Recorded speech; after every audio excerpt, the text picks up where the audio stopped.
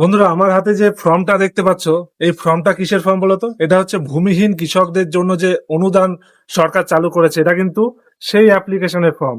আর আজকের ভিডিওতে দেখাবো কিন্তু এই ফর্মটাই তোমরা একদম সঠিকভাবে কিভাবে পূরণ করবে এবং সেটা কিভাবে জমা দেবে, সেটাই কিন্তু আজকের এই ভিডিওতে দেখাবো। তোমাদের যদি কারো ভূমিহীন কৃষক হয়ে থাকো, যার জমি নেই কিন্তু কৃষিকাজ করে থাকো, তাহলে কিন্তু এই ফর্মটা জমা দিয়ে তোমরা বছরে 4,000 টাকা পর্যন্ত পেতে পারো দুটো কিস্তির মাধ্যমে।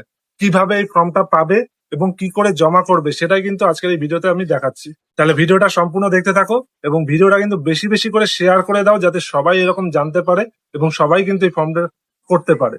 আর অবশ্যই আমাদের ফলো করে আমাদের চ্যানেলের সাথে থাকতে কিন্তু ভুলবে না। সবার প্রথমে আপনাকে কিন্তু এই ফর্মটা জোগাড় করতে হবে। ফর্মটা আপনি কোথায় পাবেন? এই ফর্মটা কিন্তু আপনি অনলাইন থেকেই ডাউনলোড করতে পারবেন। কি করে অনলাইন থেকে এই ফর্ম ডাউনলোড করবেন সেটা কিন্তু আমরা আগের ভিডিওতেই দেখিয়েছি। যদি আপনি না দেখে থাকেন, সেখানে নিচে লিঙ্ক দিয়ে দেবো, সেই লিঙ্ক থেকে কিন্তু দেখে নেবেন।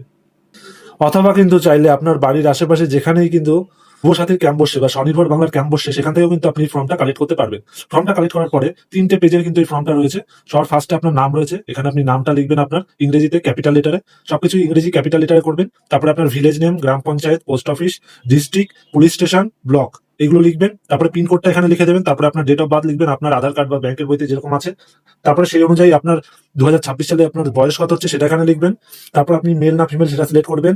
আপনার কাস্ট কোনটা সেটা এখান থেকে টিক মার্ক করে দেবেন। তারপরে আপনার মোবাইল নম্বর যেটা ব্যাংকের সাথে যুক্ত রয়েছে, সেই মোবাইল নাম্বারটা কিন্তু এখানে আপনি লিখে দেবেন। তারপর হচ্ছে আপনার আধার কার্ড, আধার কার্ডের নাম্বার লিখবেন।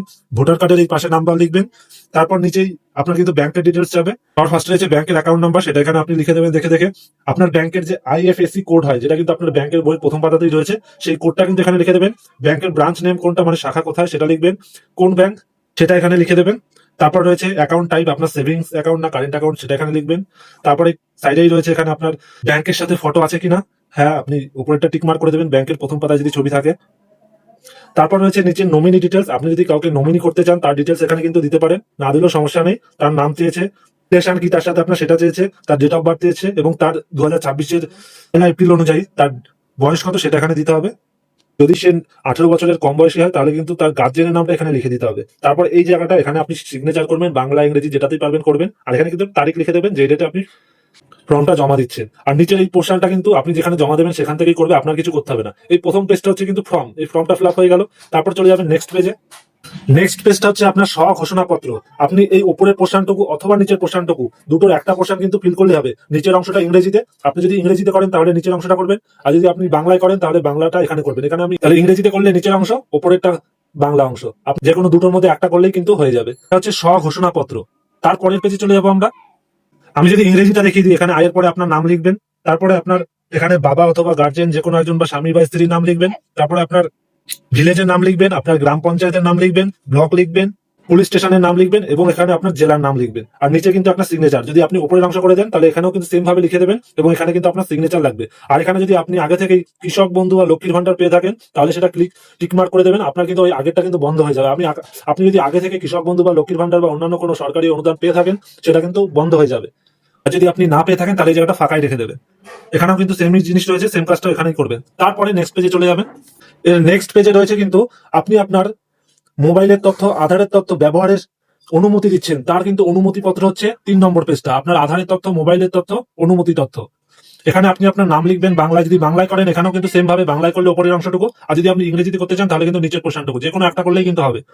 আপনি আপনার নাম লিখবেন, তারপরে আপনি আপনার পিতার নাম লিখবেন বা স্বামীর নাম লিখবেন বা নাম লিখবেন, আপনার গ্রামের নাম লিখবেন, কোন পঞ্চায়েত সেটা লিখবেন, ব্লকের নাম লিখবেন, জেলার নাম লিখবেন। তারপরে আপনার এখানে আধার নাম্বারটা লিখে দেবেন, আধারের সাথে যে যুক্ত আছে মোবাইল নাম্বারটা সেটা লিখে দেবেন এবং আপনার ভোটার আইডি কার্ডটা এখানে লিখবেন। তারপরে আপনি স্থানের নাম দেবেন, এখানে আপনি গ্রামের নাম দিতে পারেন, তারিখ দিয়ে দেবেন একটা। তারপরে এখানে আপনার স্বাক্ষর করবেন সেম ভাবে, কিন্তু এই নিচের পোর্শনটা যদি আপনি এটা না করেন তাহলে এটা করবেন ইংরেজিতে, সেম জিনিসই আছে এখানেও। এই হচ্ছে সম্পূর্ণ ডিটেলস ফর্ম ফিল আপের। আর নেক্সট আরেকটা পেজ রয়েছে, এখানে কিন্তু আমি কি কি তথ্য দিলাম সেটাই কিন্তু এখানে ডিটেলসে রয়েছে। এখানে কিন্তু কি কি তথ্য দিতে হবে, আপনার কিন্তু ভোটার আইডেন্টি কার্ডের একটা প্রুফ দিতে হবে কপি হিসেবে, ব্যাংকের প্রথম পৃষ্ঠার জেরক্স লাগবে, সেটা কিন্তু আপনার সাথে দিতে হবে, মোবাইল নম্বর তো আমরা দিয়েছি, ব্যাংক অ্যাকাউন্টের প্রথম, তারপর হচ্ছে স্বঘোষণাপত্র, যেটা কিন্তু আমরা সেকেন্ড পেজটা ফিল আপ করলাম সেটাই কিন্তু স্বঘোষণাপত্র, সেটা কিন্তু দিতেই হবে। তারপর আধারের তথ্য ব্যবহারের সম্মতিপত্র, এটা কিন্তু আমরা থার্ড পেজ যেটা করলাম সেটা এখানে দিয়েছে, সেটাই কিন্তু এখানে দিলে হয়ে যাচ্ছে। আর আপনার একটা পাসপোর্ট সাইজের ফটো লাগবে। এই সমস্ত তথ্য এক জায়গায় করে আপনি কিন্তু চলে যাবেন ক্যাম্পে, যেখানে আপনার দুয়ারে সরকার বা স্বনির্ভর বাংলার ক্যাম্প বসছে, যেটা কিন্তু 26 তারিখ পর্যন্ত বসবে, 26শে ফেব্রুয়ারি। আর এর নিচে কিন্তু সই করাতে অবশ্যই ভুলবেন না। এই পেজে নিচে কিন্তু যেখানে জমা দেবে তার কিন্তু এখানে একটা সই লাগবে, সইটা কিন্তু করিয়ে নেবে। তাহলে এই হচ্ছে পুরো তথ্য। আপনি কিন্তু এইভাবে স্টেপ বাই স্টেপ যদি ফর্মটা ফিল আপ করেন, সহজেই কিন্তু আপনি ফর্মটা জমা দিয়ে আসতে পারবেন নিজে থেকেই। আর ফর্মটা কিন্তু ডাউনলোড করে নেবেন অনলাইনে, যেটা আমরা আগের ভিডিওতে দেখিয়েছি। নিচে দেওয়া লিঙ্কে ক্লিক করে দেখে নেবেন। আর যদি ভিডিওটা ইনফরমেটিভ মনে হয়, অবশ্যই ভিডিওটা সবাইকে জানার জন্য সুবিধা করে দেবেন, শেয়ার করে।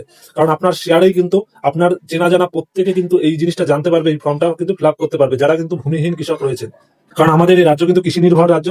প্রচুর পরিমাণে কিন্তু ভূমিহীন ক্ষেত মজুর রয়েছে, যারা কিন্তু এই ফর্মটা ফিল আপ করে উপকৃত হতে পারবে। তাই ভিডিওটা অবশ্যই বেশি বেশি করে শেয়ার করে দেবেন। আর এরকমই ইনফরমেটিভ ভিডিও পাওয়ার জন্য কিন্তু অবশ্যই আমাদের চ্যানেলটিকে ফলো বা সাবস্ক্রাইব করে আমাদের সঙ্গে থাকতে ভুলবেন না।